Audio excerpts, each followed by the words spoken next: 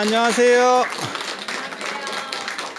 오늘은 지난 시간에 이어서 또 사물에 대해서 사물 이걸 여러 번 썼는데 계속 사물에서 잘 못 벗어나고 있어요. 이게 내용이 많습니다. 그러다 보니까 그러는데 지금 간략하게 정리하면 지난 시간 끝날 때 말씀드린 거 간략하게 정리하면 불교에서 여러 종류의 중생들을 제도하는 방법으로서 이렇게 사물을 이제 두고 있고, 이 사물들은 각각 모든 중생, 그 중에서 지옥이고 범종은, 그 다음에 법고는 길짐승, 그 다음에 목어는 물고기, 어족, 그 다음에 운파는 날짐승을 제도한다 라고 얘기한다 라는 얘기를 했었고, 그렇게 정리가 되는 거고요, 간단하게. 그리고 원뜻은 뭐냐면 사실 목어는 물고기가 생겼잖아요. 자, 사진을 다시 한번 볼게요. 어디에 사용되는 거였었냐면 목욕탕에서 떠들지 마라 이런 얘기 들어보셨어요? 목욕탕에서 떠들지 마라. 어린 애들한테 하잖아요. 목욕탕에서 떠들고 애들이 막 뛰어다니면 그거 참 골치 아프죠. 그래서 저희 어렸을 때 같은 경우 이렇게 보면 엄마가 막 이렇게 등짝을 때리고 막 이런 게 나왔었는데, 근데 실제로 목욕탕에 가서 막 이렇게 애들 떠들면 굉장히 시끄럽잖아요. 그리고 지금도 그런 애들 많이 있을 거예요. 그러면 절대 내 자식도 함부로 뭐라고 못하는 세상인데 남의 자식을 뭐라고 하면 바로 싸움 납니다. 그러니까 그냥 아유 막 그런 거 없다 하고 그냥 이렇게 참지만, 왜 그런 목욕탕에서 떠들지 마라 할까요? 그죠? 수증기가 있어서 그게 울리는 거거든요. 옛날에도 그랬어요. 그래서 절에서는 세 군데서는 떠들지 말아라는 그런 룰이 있어요. 세 군데. 그 세 군데가 어디냐면 목욕탕이 들어가고 그다음에 공양간, 식당. 공양간. 그다음에 화장실이에요. 화자가 기가 막힌데. 목욕탕에서 떠들지 말라는 건 일단은 이해가 되죠. 공양간에서 떠들지 말라는 거 이해가 됩니까? 지금은 뭐 떠들면서 먹고 어쩌고 사람들이 뭐 대화를 하면서 먹어야 소화가 잘 된다더라, 뭐 침샘이 뭐 활발하다더라 이렇게 얘기하지만, 실제로 우리 전통적으로 밥 먹을 때는 떠드는 게 아닙니다. 그죠? 그게 논어에도 나와요. 논어에도 공자는 밥 먹을 때 말하지 않았다라는 대목이 나오고, 절에서도 마찬가지입니다. 부처님이 율장에 보면 밥 먹으면서 떠들지 못하게 했습니다. 그건 기본이고, 그리고 진짜 못 사는 사람들이나 밥 먹으면서 떠들지, 잘 사는 사람은 옛날에 밥 먹을 때 떠들고 싶어도 떠들 수도 없어요. 정확하게 말하면. 왜 그럴까요? 독상이에요. 그래서 상물림이라는 게 있었죠. 독상인데 뭘 보고 떠들 거예요? 그렇잖아요. 할아버지 상이 따로 있고 아버지 상이 있고, 잘 사는 집은 그랬습니다. 자식 상이 따로 있는 거예요. 그래서 먹을 게 귀한 게 있으면 할아버지 상에만 딱 올려드려. 예전에 굴비 같은 게 있다고 가정을 했을 때, 그러면 할아버지가 그걸 다 드시면 손자한테 못 주니까 앞면만 이렇게 드시고, 다 드시고 싶어도 뒷면을 남겨주면 그게 상이 물려가면서 밑에 사람이 먹습니다. 그런 거 있었어요. 그리고 이제 조금 이제 문제가 되는 거는 여자들 같은 경우 이제 부엌에서 먹고 뭐 이렇게 했었지. 참 슬픈 일이에요, 그게. 그게 유교에서의 남녀 차별입니다. 불교는 남녀 차별이 없습니다. 불교는 남녀 차별이 없어요. 언젠가 제가 이제 그런 거 얘기할 기회가 있으면 제가 얘기를 해드리려고 해요. 근데 요번에도 학교에서, 대학에서, 동대에서 교재를 만드는데 불교와 현대라는 항목이 있거든요. 불교 부처님 생애 부분, 그다음에 불교 역사, 불교 철학, 불교 현대. 그런데 제가 그 불교 현대 부분에서 그 목차를 적을 때 뭐라고 적었냐면, 제일 먼저 올린 게 불교와 여성 이렇게 적었다고요. 불교와 여성 이렇게 하니까, 그다음에 이제 불교와 환경, 그다음에 불교와 생태, 불교와 그다음에 요즘 현대 문제들, 윤리 문제 이런 거 이렇게 쭉 적었거든요. 그랬더니 거기 교양교육원 원장님이 뭐라고 얘기를 하냐면, 왜 하필 여성을 맨 위에다 올렸습니까? 이렇게 하는 거예요. 사실 굉장히 중요한 겁니다. 제가 두 가지는 꼭 들어가야 된다고 그랬거든요. 불교와 여성 문제하고 불교하고 지금 다문화 문제, 다문화 가정 문제. 이거 굉장히 심각한 부분이거든요. 근데 불교는 세계 종교 최초로, 그냥 상식적인 거 한 가지 알아두세요. 남녀 평등을 얘기하고 여성을 해방시켜준, 그게 붓다예요. 그거 다른 종교에는 없습니다. 지금도 천주교 같은 경우는요. 말 나온 김에 잠깐만 얘기를 해드리면 천주교 같은 경우는 아직도 수녀들은 미사 집전을 못합니다. 수녀가 억명이 있어도 미사 집전하기 위해서는 신부가 한 명이 나와야 됩니다. 수녀들은 그래서 전부 성직자가 아니에요. 전부 신부들 밑에입니다. 왜? 제대로 된 사람이 아니기 때문에. 그래서 지금도 서양에서는 결혼하면 남자 성으로다가 바뀌는 거잖아요. 여자 성이. 그렇게 하는 거예요. 그래서 중세에 마녀 사냥도 여자만 태웠지 남자는 안 태웁니다. 그렇게 되는 거예요. 그리고 기독교도 여자 목사는 보기가 어려워요. 그렇게 되는 거예요. 근데 불교는 그게 5대5로다가 해준다니까요. 부처님이 굉장히 계몽된 분이에요. 여러분 상상하고 완전히 다릅니다. 완전히 다릅니다. 그래서 불교는 절대 밥 먹을 때 그렇게 무슨 여자는 부엌에 가서 먹고 이렇게 안 합니다. 불교가 번성했을 때는 여자도 제사를 지내고 자기 집 제사도 지냈습니다. 그러니까는 결혼했는데도 불구하고 내 집 제사도 내 집에서 지낼 수 있다니까 여자들이. 그렇게 그것도 가능한 거예요. 친정 제사가 가능한 거예요. 근데 얼마 전까지만 해도 요즘은 이제 여자들이 제사상 보고 제사에도 들어가지만 얼마 전까지만 해도 여자들은 제사도 못 보게 했었다고. 일만 죽사게 하고 제사는 남자들이 지내요. 나 농담 삼아 그런 얘기 하는데 남자들이 제사상에서 하는 일이라고 해봐야 밤치는 일밖에 없었는데 요즘은 그나마 다 깐 거 사오니까 밤칠 일도 없고 밤칠 일도 없고 그렇잖아요. 그래놓고 떠들고 제사 지내고 나서 떠들고 먹고 그 다음에 음식 다 뒤처리하는 건 다 여자들이 하고 참 얼마나 좀 불공평해요. 그런데 불교는 그렇지 않다는 거 기본적으로 그 정도만 알아두세요. 지금 내가 그 얘기를 계속 할 시간은 없으니까. 그래서 공양간에서는 못 떠들게 되는 거예요. 그리고 오늘날도 절에서는 공양간에서 못 떠듭니다. 그러다 보니까 신호용구를 쓰는 거고 이제 공양간에서는 죽비 같은 걸 씁니다. 딱딱 쳐가지고 소리를 내는 거죠. 화장실도 못 떠들게 해요. 공양간에서 밥 먹으면서 떠들지 말라는 건 대충 아시죠? 이게 이게 튀어나오고 그 다음에 상스러워 보이잖아요. 우리 어렸을 때만 해도 밥 먹으면서 떠들지 않는 거는 기본이고 또 뭐가 있냐면 음식 들고 다니지 말라도 있었어요. 근데 요즘은 애들이 막 길거리에서 커피도 들고 다니고 뭐도 들고 다니고 이렇게 지천이 다 들고 다니는데 우리 어렸을 때만 해도 여러분들도 저랑 아마 똑같은 교육을 받았을 거예요. 음식 그렇게 들고 다니면서 먹는 거 아니다. 이렇게 그 굉장히 좀 불쌍스럽게 이렇게 봤었거든요. 그렇지 않아요? 맞아요. 근데 요즘은 말할 수가 없어요. 너무너무 많기 때문에 그냥 아주 자연스럽게 그래서 문화가 바뀐 거죠. 그게 우리 전통 문화, 그러니까 유목문화 계열에서 농경문화 계열에서 서구식의 유목문화 계열로 바뀌면서 그래요. 걔네들은 하나 음식 놓고 막 이렇게 뜯어먹는 식으로 했었기 때문에 말하면서도 먹을 수 있고 우리는 그런 문화가 아닙니다. 원래는 그런 문화가 아니에요. 공양간에 떠들지 말라는 거. 화장실에서는 왜 떠들면 안 될까요? 화장실에서 떠들어봤어요 혹시? 화장실에서 떠들어봤어요? 화장실에서 떠들기 참 어렵습니다. 왜? 화장실은 혼자 공간이거든. 이게 떠들면 지정신인가 싶어요. 그러니까 신문보지예요. 그렇지 않아요? 그래서 저 같은 경우는 뭐라고 얘기하냐면 화장실에 신문 가지고 가지 마라 이런 얘기를 남자들한테 해드리거든요. 그때만이라도 네가 혼자 있어봐라. 하루 쥔종일 살아도 네가 혼자서 너 혼자 오롯이 있는 시간이 있겠냐? 그때만이라도 해봐라. 그런 걸 체험해봐라. 그런데 화장실에서 떠든다는 게 말이 안 되는 것 같은데 절에서 아니면 예전에 큰 데서는 화장실에서 떠듭니다. 지금은 적게 사니까 화장실에 다 개인 공간으로 돼 있는 거예요. 그런데 절도 그렇고 예전에 큰 그런 집 같은 데는 다 마찬가지예요. 화장실이 어떻게 돼 있냐면요. 이렇게 돼 있어요. 앞에가 뚫려 있어요. 그래서 사람이 이게 뭔 구멍인지는 아시죠? 이렇게. 그래서 사람이 여기서 줄을 서요. 이리로 가는 게 아닙니다. 그래서 어디가 비는지를 알아요. 그래서 이렇게 들어가고 이렇게 되는 거예요. 앞에는 없습니다.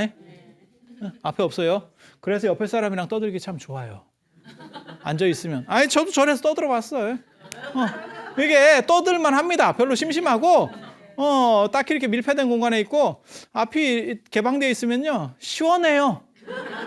참 생각보다 시원합니다. 그리고 진짜 좋은 화장실은 전통적으로 만든 진짜 좋은 화장실은 이 밑에 엄청나게 보이거든요. 엄청나게 보여요. 그걸 덮기 위해서 대나무 잎 같은 거를 위에다가 이렇게 덮어요.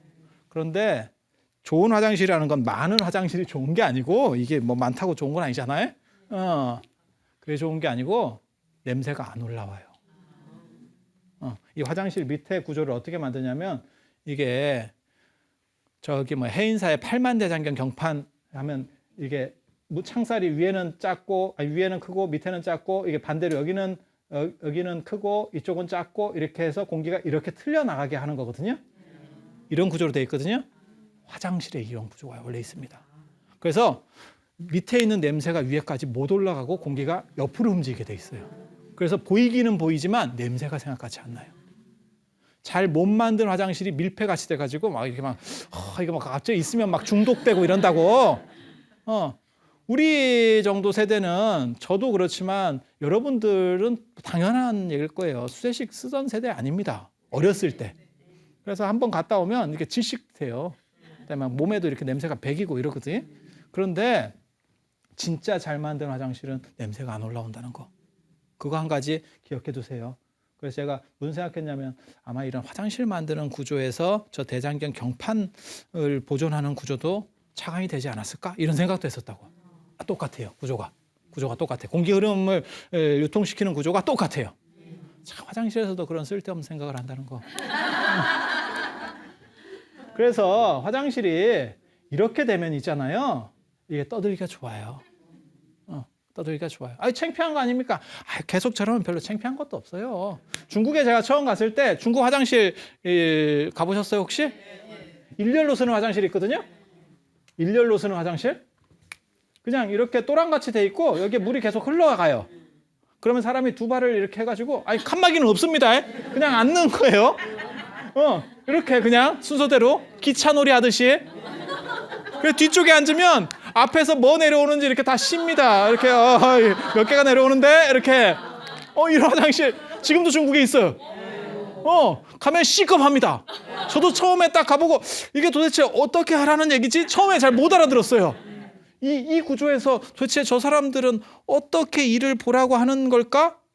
근데 옆에서 보는 사람 보니까 앉아있더라고, 거기에 그냥 까고. 굉장히 놀라워. 근데 처음 보면 그러는 데 있잖아요. 그게 문화라는 게 굉장히 재밌습니다. 익숙해지면 아무런 게 없어요. 익숙해지면 아무런 게 없어. 마치 뭐 청국장집에 들어가서 청국장 먹는 거하고 똑같아. 처음에는 약간 냄새가 나는데 좀 지나면 냄새 나는지도 몰라요. 그렇게 가는 거예요. 익숙하면 아무것도 없어요. 그래서 여기서 떠드는 거예요. 그래서 이런 거 떠들지 말라는 거거든요. 왜 떠들지 말라 할까? 불편 주는 건 아니잖아. 여기는 다른 사람에게 불편을 주죠. 목욕탕은 시끄러우니까. 공양간에서는 튀잖아. 그지? 화장실은 불편 주는 게 없잖아. 기다리는 사람? 야, 빨리 나와! 이런 것도 되잖아. 야, 떠들지 말고 빨리 나와! 이런 거. 화장실을 신성하게 봤습니다, 옛날에. 약간 두렵게 봐요. 터부시 여기는 거 있어요. 그래서 화장실 괴담 이런 거 많잖아요. 그렇지 않아요? 뭐 빨간 유지주가, 파란 유지주가도 있고, 그다음에 화장실에서 무슨 보름달이 뜰 때 거울을 입에다 물고 있다가 나중에 이렇게 12시 넘어서 보면 뭐 미래의 배필이 보인다는 둥, 뭐 그런 거 못 들어보셨어요? 그런 야리한 얘기들이 왜 다 화장실에 있을까? 화장실을 끼고 있을까? 달걀 귀신 얘기도 그렇고. 왜 그럴까? 화장실이 이게 한번 빠지면 이게 늪입니다. 늪이에요, 늪이에요. 그래서 소리도 못 내고 죽는 경우들이 있어요. 옛날에. 그냥 이렇게. 화장실은 집하고 냄새가 나니까 좀 멀리 떨어져 있잖아요. 왜 빠지는지 사실 정확하게 잘 모르겠어요. 우리가 보면 그 구멍으로 빠지기도 쉽지 않겠다라는 생각이 드는데 동네에 빠지는 사람들이 있습니다. 그러면 그게 이제 무슨 떡 해먹어서 돌리고, 그게 왜냐면 부정타니까 화장실에서 부정한 기운이 침투해서라고 생각하는 거예요. 그래서 팥떡 같은 거를 동네에 해먹고 돌리고 해서 그 부정한 걸 털어낸다는 의미입니다. 그래서 화장실에 빠지고 나면 떡 해먹는다, 이런 얘기 들어보셨죠? 그게 그런 데서 나오는 얘기예요. 그런데 그나마 빠졌을 때 이렇게 딱 건지면, 우리는 건지기도 어려워. 옛날에 화장실에 빠지면 이렇게 상수 잡고 건진다는 거거든요. 우리는 잡으면 생각을 해봐. 이거 빠져. 아, 왜? 이게 늪이라고, 늪. 아무튼 늪이에요. 늪에서 저렇게 빠지면 빨리 소리나도 어떻게 듣고 다른 사람이 있으면 모르지만, 모르는 상황이면 이게 그냥 젖어서 잠기다가 끝나는, 소리 지르다가 이렇게 욱 하면 끝나는 겁니다. 그러다가 나중에 풀 때 알아요. 풀 때 안다고. 풀 때 나온다고. 뭔 뜻인지 알겠지? 그러면 사람이 무섭지. 그래서 화장실에 귀신 얘기가 그렇게 많은 거예요. 예전에는 저런 데서 잘 죽었어요. 참 재밌죠. 예전 사람들은 진짜 쉽게 엉뚱한 데서 잘 죽어요. 예전에 뭐 동네마다 다 있어요. 소 이래가지고 거기 뭐 소가 뭐냐면 물 이렇게 도는 소용돌이 치는 데지. 용소.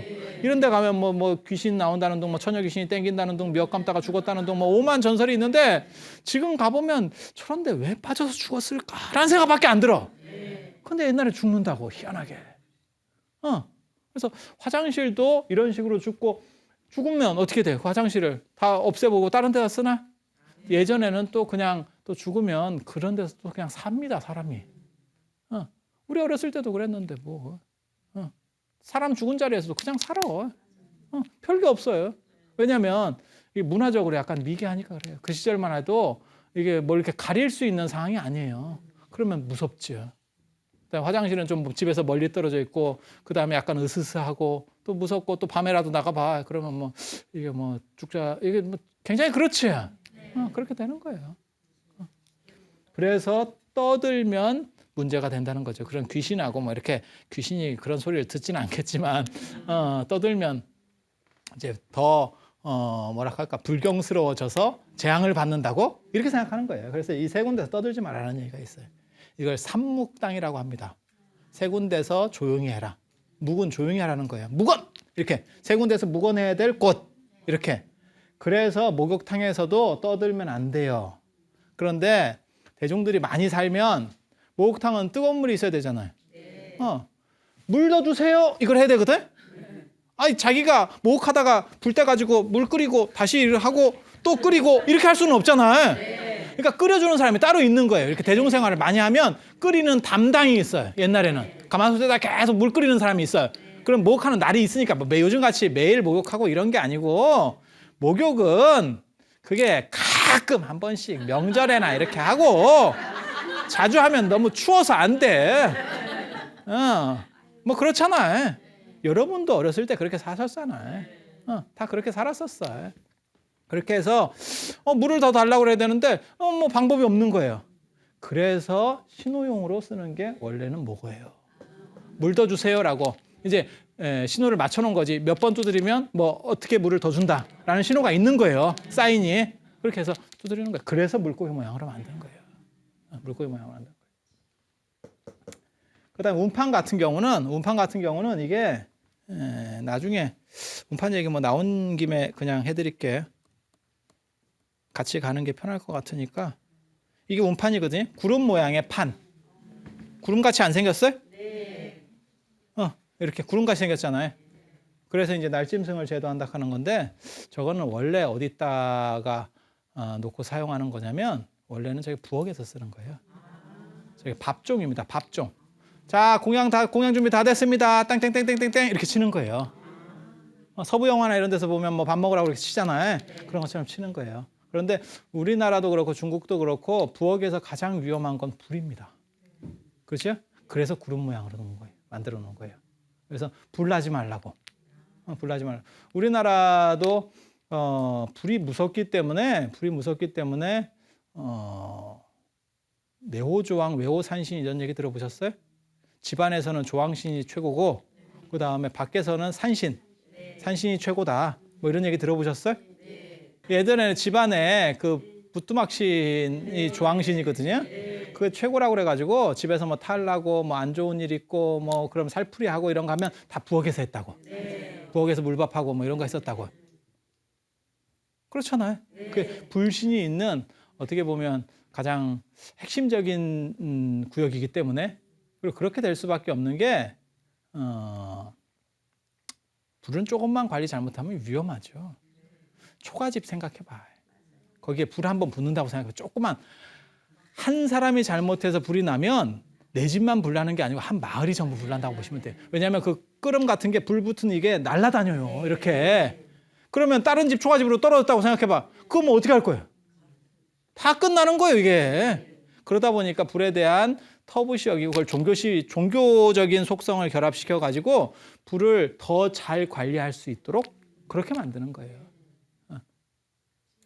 그래서 이제 뭐 그런 부분들이 있고 그런 부분이 이제 관계가 돼서 이제 만들어지는 게 운판이라고 생각하시면 돼요. 운판이라고 생각하시면 돼요. 그리고 이게 반자라는 건데 이건 반자라는 거예요. 비슷합니다. 이거 밥 먹을 때 치는 겁니다. 밥 먹을 때. 이걸 금고라고 하는 게 있어요. 금고는 똑같이 생겼는데 법당 안에서 치면 그걸 금고고 쇠로 된 북까지 생겼어요? 저 이제 동복 같은 북이에요. 저게 그냥 일반 북이 아니고 우리가 치는 일반 북하고 달리 이 북은 한쪽만 뚫려 있어요. 아니, 한쪽만 있고 뒤쪽은 없어요. 이렇게 치면 땡땡땡땡 소리가 나요. 진 같은 거 생각하시면 돼요. 진 같은 거 생각하시면 돼요. 그래서 법당에다 놓고 치면 그거는 이제 금고라고 하는 거고 공양간 옆에 쪽에 놓는 경우도 있어요. 그건 반자라 그래요. 그건 밥종입니다. 밥종. 옛날에는 밥 먹으라고 몇 번 두드려서 밥을 사람들이 못 먹어요. 밥 먹으러 못 옵니다. 왜? 절이 크면 안 들리는 부분도 있지만 들려도 이제 안 들리면 안 되지. 무조건 들려야 돼. 들리는 크기로 만드는 거예요. 안 들리면 못 먹으니까. 그런데 어느 정도냐면 절이 크면요. 옛날에 산을 다 갖고 있거든요. 지금도 절이 산을 다 갖고 있어요. 그죠? 제가 저번에도 그런 얘기 했잖아요. 우리 선배들이 아주 안목이 있는 분들이라 가지고 가장 좋은 자리에 다 알박기를 해놨다. 지금은 건축행위도 안 되는 국립공원 같은 데서 전부 알박기 해놔가지고 좋고 그렇게 해가지고 그 산 전체가 다 이게 절당이거든요. 그런데 예전에는 지금은 산이 아무 쓸모가 없어요. 별 쓸모가 없고 그냥 사람들이 등산이나 하는 정도지 쓸모가 없는데 예전에는 여기서 나무도 캐가고 그 다음에 이게 뭐 모든 것들이 다 우리가 못 살 때는 이게 다 쓸모 있는 거예요. 다 돈이라고. 그러다 보니까 절에서 여기 절이 있잖아요. 절에서 출가한 지 얼마 안 된 스님들, 젊은 스님들을 보내서 아침부터 이렇게 지킵니다. 산을 지킵니다. 안 그러면 나무들이 싹 없어져요. 다 지켜요. 그러다가 밥 먹으러 와라 그러면 이 사람들이 바로 못 내려오겠죠. 이 반자를 한 40분 정도 칩니다. 그 연불 하는 게 있어요. 연불 하면서 반자를 한 40분 정도 쳐요. 쭉 연불을. 그러면 이 소리를 듣고 다다다다 뛰어오는 거예요. 젊은 스님들이니까 가능한 거예요. 그렇게 해서 공양간에 딱 준비를 한다는 거예요. 그래서 밥반자를 써서 반자예요.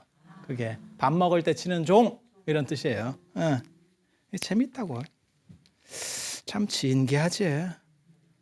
그래서 원래 이거는 밥 먹을 때 치는 종이었고 이거는 원래는 목욕탕에서 쓰는 거였어요. 그런데 이러한 것들이 범종하고 법고는 원래부터 있었던 거고요. 종하고 법고는 이거는 제왕을 상징한다고 그랬잖아요. 황제를 상징하는 거니까 이건 원래 권위가 있는 거고 여기에 나중에 부가 되는 거예요.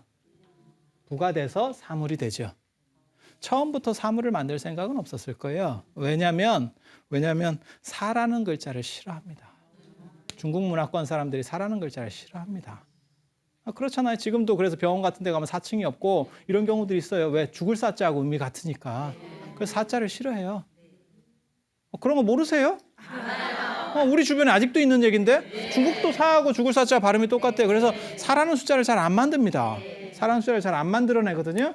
그래서 처음부터 이게 세트는 아니었었고 여기에 부가 되는 거예요. 그리고 나중에 여기에 의미가 이제 지옥이 추가되고 여기 같은 경우는 이제 모든 길짐승 이렇게 하니까 말이 딱 맞죠. 날짐승, 물고기, 길짐승, 지옥. 그러니까 우리가 보는 현상계에 있는 우리 세상에 있는 세 종류의 짐승들을 다 제도하고 그 다음에 지옥 중생들까지도 건져주겠다. 말이 되죠. 말이 되죠. 그래서 나중에 이게 맞춰지는 거고 처음부터 이렇게 세트로 된 건 아니에요. 처음에 시작은 이제 제가 말씀드린 것처럼 밥종, 그 다음에 하나는 목욕탕에서 시작이 되는 거고. 그래서 생김새가 하나는 물고기고 목욕탕이니까 물고기고 하나는 불나지 말라고 구름 모양이고 이렇게 문화라는 게 원래 그렇게 변해가는 거예요. 그래서 의미적으로 바뀌고 상징적으로 바뀌고 그러면 이건 나중에 다 바뀐 거니까 쓸모없느냐? 아니에요. 그렇게 되는 게 아니에요. 그렇게 되는 게 아니에요. 그거는 그 시대의 타당성이 있고 이거는 이 시대의 타당성이 있고 이렇게 바뀌어가는 거예요. 뭐든지. 모고 얘기를 조금만 더 해드릴게요. 원래는 앞에서 계속 얘기를 같이 해야 되는데 이 의미를 같이 설명드리는 게 편할 것 같아서 일로 왔거든요. 중국 같은 경우는 아무튼 목을 옆에서 친다는 거, 옆에서 친다는 거, 그거 하나. 그리고 배를 안 따요. 배를 안 따요. 배를 안 따. 강고등어가 아닙니다. 예전에 자방고등어 이렇게 양쪽으로 포개는데 그런 식이 아닙니다. 그래서 왜 우리나라에서 아내를 팠냐면 이유는 간단해요. 파면 소리가 더 잘 납니다.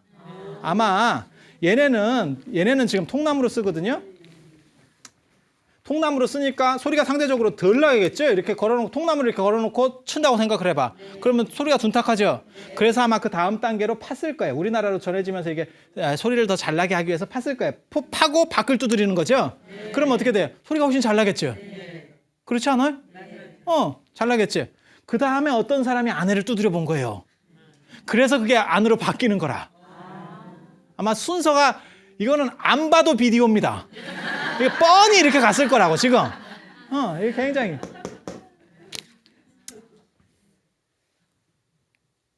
중국 같은 경우는 있잖아요. 모고가 이런 모고만 있는 게 아니고 이런 모고도 있어요. 이게 모고거든요. 보입니까? 요 모고. 기가 막힌 얘기가 있다고. 고려 시대를 대표하는 큰 스님 중에 대각국사 의천 스님이 있어요. 들어봤습니까? 천태종을 들여오고 그 다음에 고려 문종의 넷째 아들입니다. 문종의 넷째. 이 양반 참 진기한 분이라. 진기한 분이라. 고려 왕조 이렇게 역대 왕들을 보면 11대가 문종이에요. 문종인데 그 당시 고려 시대 때는 자식이 한 집안에 한 명 정도는 출가를 합니다. 기본적으로 출가를 하던 그런 시절이에요. 그리고 이게 출가한다는 게 굉장히 중요한 겁니다. 왜? 출가하면 조선시대 생각으로는 출가하면 생산 인구가 떨어지는 거 아닙니까? 이 당시는 고려 때까지만 해도 주된 산업이 농업이 아니고 상업이에요. 상업이다 보니까 뭐가 있냐면 인구수를 출가를 통해서 제한합니다. 그러니까 인구가 급격하게 번성하는 걸 막을 수 있다고요. 뭔 뜻인지 아시겠어요? 그래서 고려가 잘 살게 되는 거예요. 근데 조선시대가 되면서 농업이 중심이 되고 농업에는 일단 사람이 많은 게 좋아요. 그렇게 해서 무조건 낳고 출가 같은 경우도 반대를 하고 그 다음에 어떻게 하냐면 그걸 가지고 농사를 지었거든요. 그러다가 한번 흉년 들면 싹 굶어요. 이제 문제가 그렇게 되는 거예요.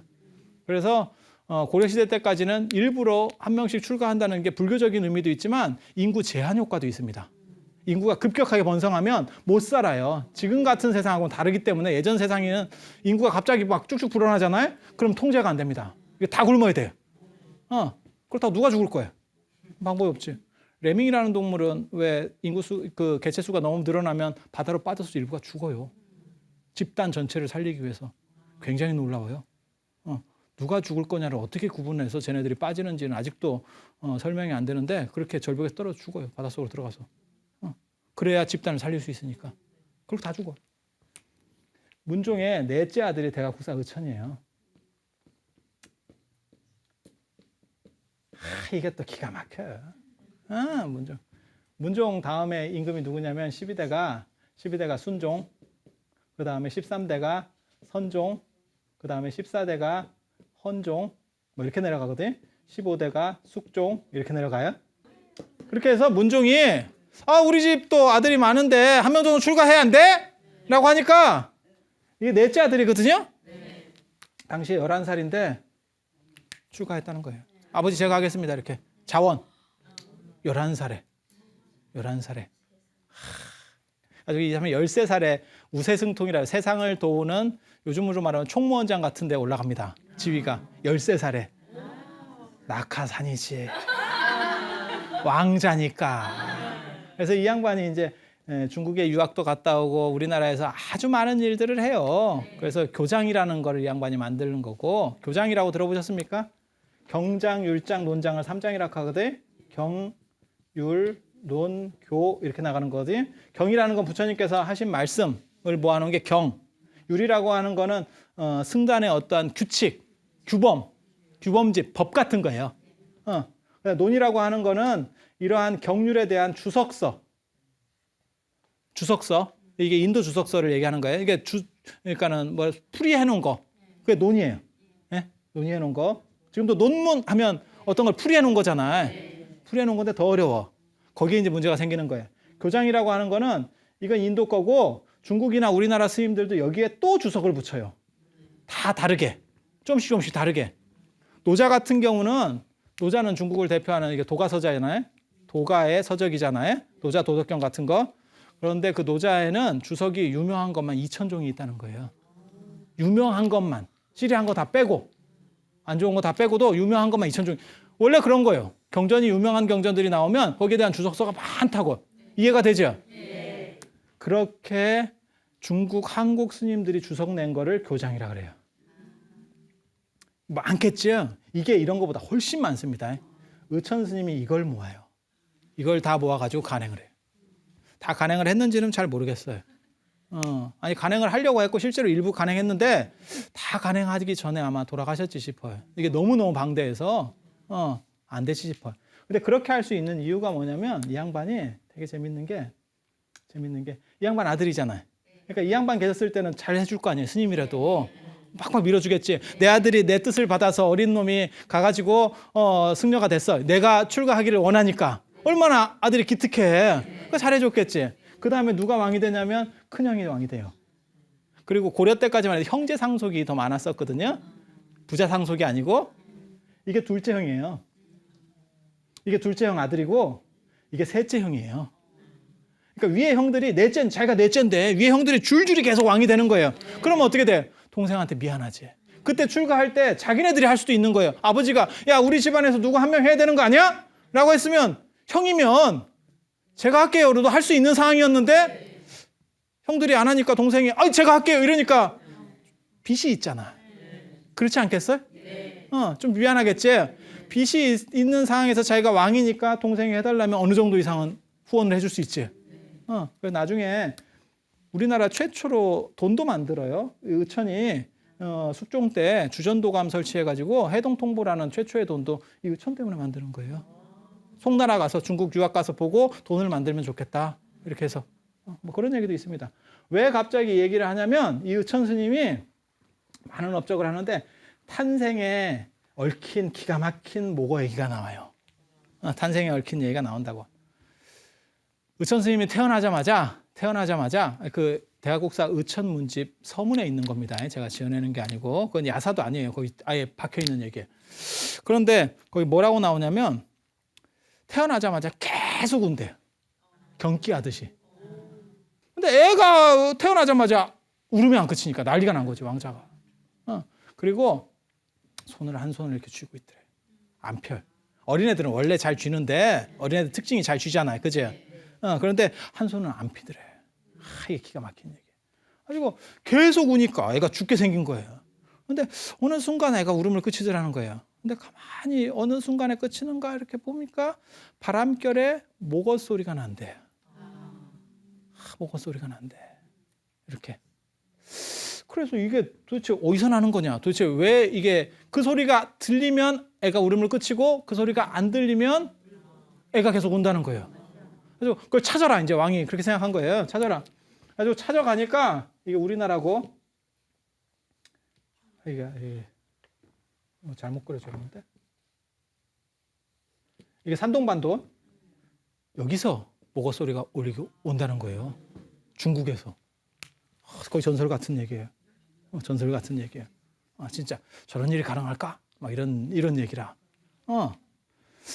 그렇게 해서 거기에 가요. 갔더니 아주 별 볼 일 없을 것 같은 스님이 목어를 치면서 연부를 하고 있더래.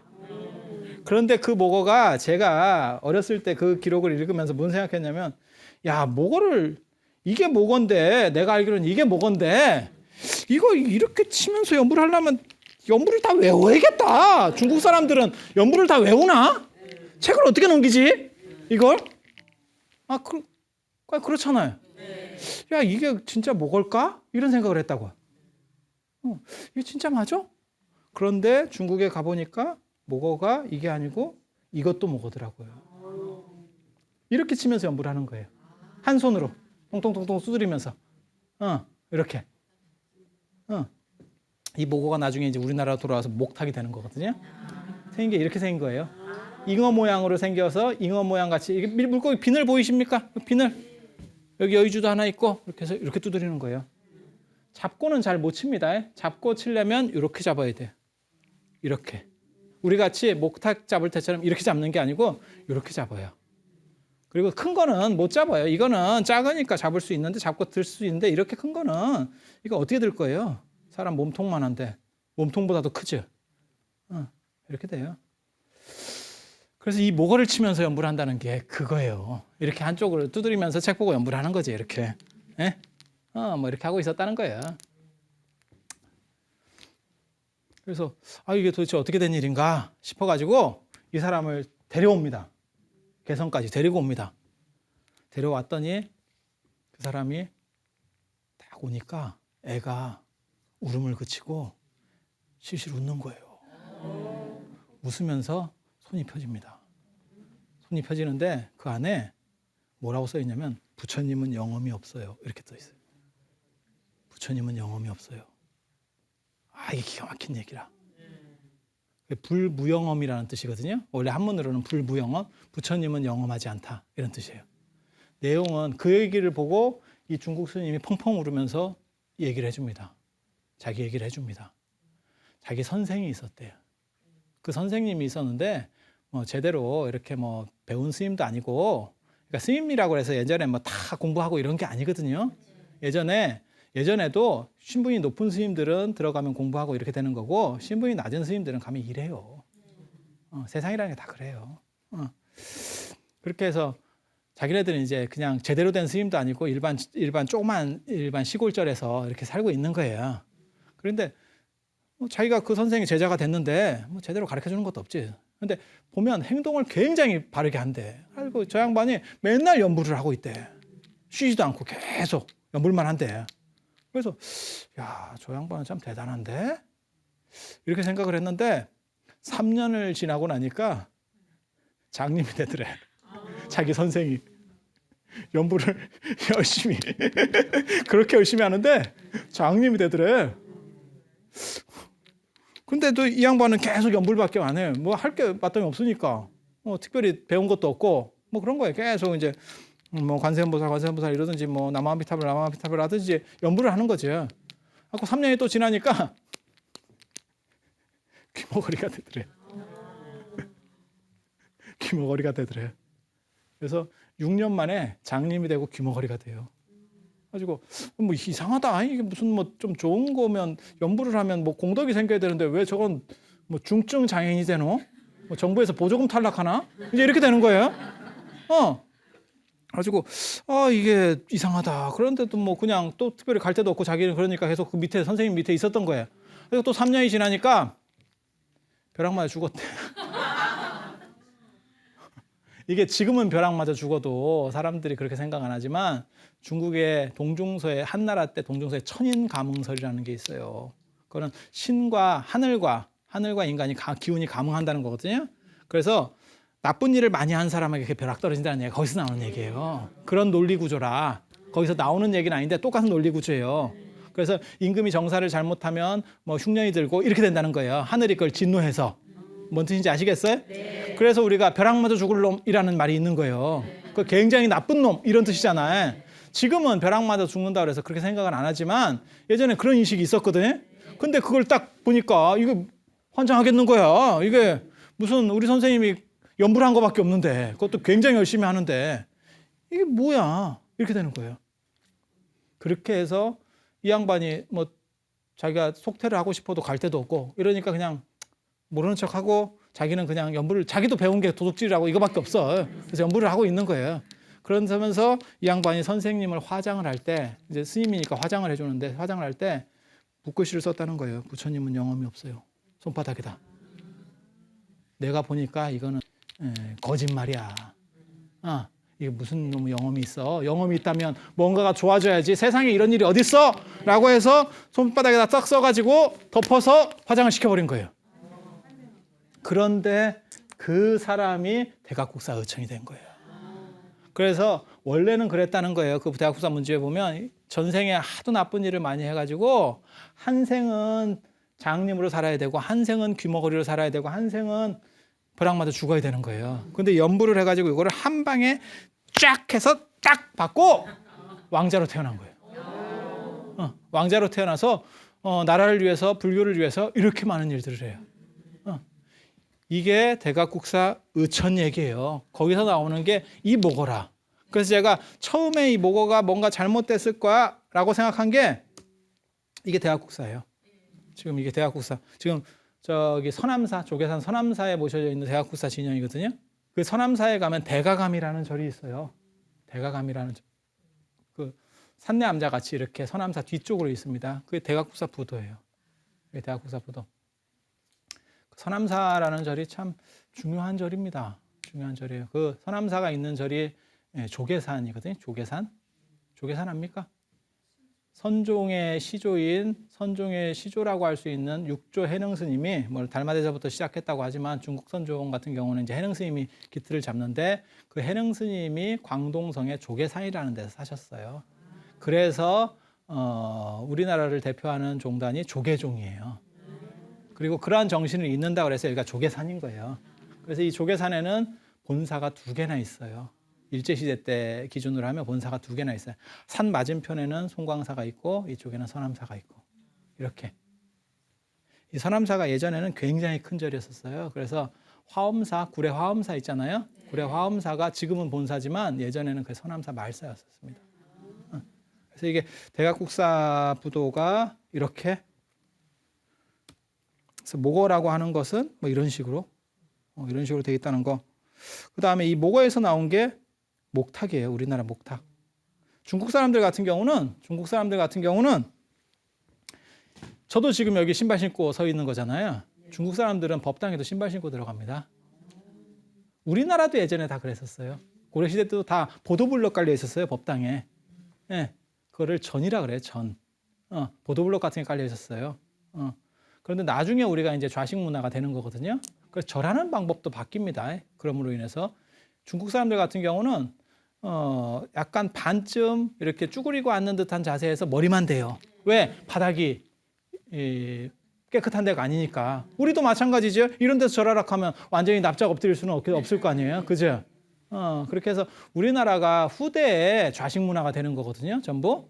좌식 문화가 되면서 아까 그 모거를 가지고 이제 계속 납작 엎드려야 되니까. 아까 거기는 입식 문화니까 그냥 이렇게 두드린 거고. 그죠? 입식 문화니까. 우리는 저를 납작 엎드리니까. 이게 잘못해서 이렇게 잡으면, 모거를 이렇게 잡으면 잘못하면 이게 떨어집니다. 그러니까 어떻게 되냐면 구멍을 뚫는 거죠. 이렇게 손잡이를 만드는 거예요. 그래서 이거는 모거하고 조금 다르고 개량된 거니까 이름을 좀 바꿔야겠다. 그래서 목탁이 되는 거예요. 목탁이라고 하는 게 또 신기한 부분이 있습니다. 목탁이 그 논어에서 나오는 말이거든요. 그리고 그게 청동기 사회에 원래 군장이 가지고 있던 거예요. 제사장이. 우리가 생각하는 이런 목탁하고 또 완전히 다릅니다. 원래 목탁은 이런 목탁이 아니에요. 그러한 목탁에 관계된 얘기들, 그건 또, 그래. 뭐 어쩌겠어. 한 번에 다 할 수는 없으니까. 그래서 다음 시간에는 목탁에 관계된 얘기 해드리고 그 다음에 석등 배례성 얘기 지금 법당 안으로 계속 들어가고 있는 거예요. 법당 쪽으로 계속 가까이 가고 있는 거예요. 절에서. 그래서 그런 식으로 진행될 수 있도록 하겠습니다. 자, 그럼 오늘 이상 마치도록 하겠습니다. 자, 감사합니다.